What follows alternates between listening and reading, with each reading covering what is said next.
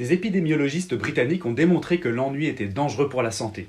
Apparemment, les gens qui déclarent s'ennuyer tout le temps ont 2,5 fois plus de risques de mourir d'un accident cardiovasculaire que les gens qui disent qu'ils s'ennuient jamais. Alors, bonne nouvelle, pour ceux qui croient la Bible, la réalité c'est qu'on n'a aucune raison de s'ennuyer dans la vie. Au contraire, notre existence en 2025 après Jésus-Christ est tout sauf banale. Pourquoi ? Parce qu'on vit dans le meilleur chapitre possible de l'histoire de l'univers jusqu'à présent.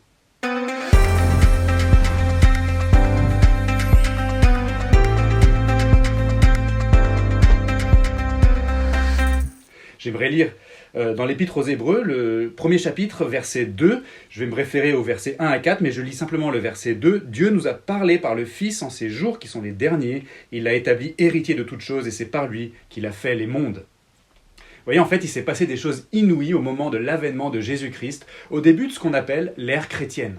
Premièrement, Dieu a parlé par le Fils. En fait, par la venue de Jésus-Christ, Dieu a fini de dire tout ce qu'on avait besoin d'entendre.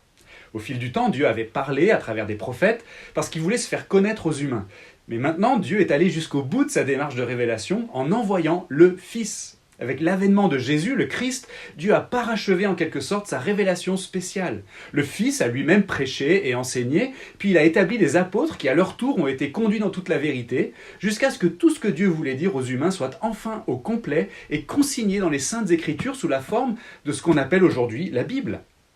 Quel merveilleux trésor! Et comme c'est excitant, n'est-ce pas, de pouvoir dire dorénavant que la Bible tout entière contient tout ce qu'on a besoin de savoir sur Dieu.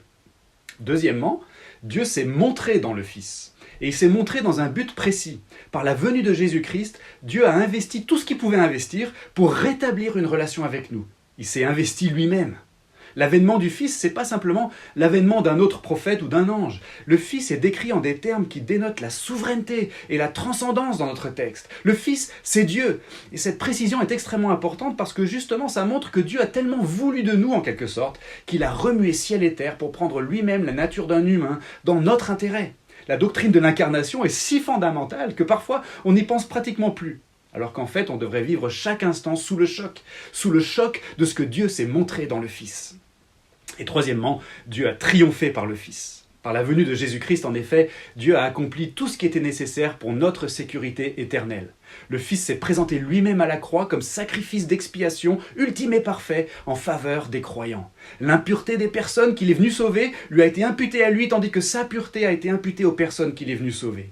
Mais après sa résurrection, il est monté s'asseoir à la droite de Dieu, le Père Tout-Puissant. Or, la différence entre le moment où le Fils est descendu et celui où il est remonté, c'est non seulement qu'il a accompli la purification des péchés, mais qu'en remontant, il avait en plus de sa nature divine, la nature d'un homme.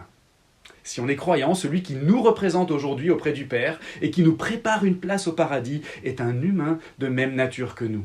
Et pour cette raison, parce qu'il est homme et Dieu, il est le médiateur et sauveur idéal.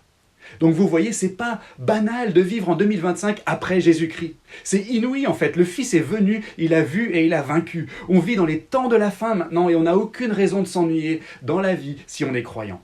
Parce qu'on peut être transporté d'émerveillement devant ce que Dieu a fait par l'avènement du Fils, et aussi parce qu'on peut participer à l'aventure passionnante de la foi et de la mission que le Fils nous a confiée, de le faire connaître autour de nous en attendant son retour prochain dans la gloire.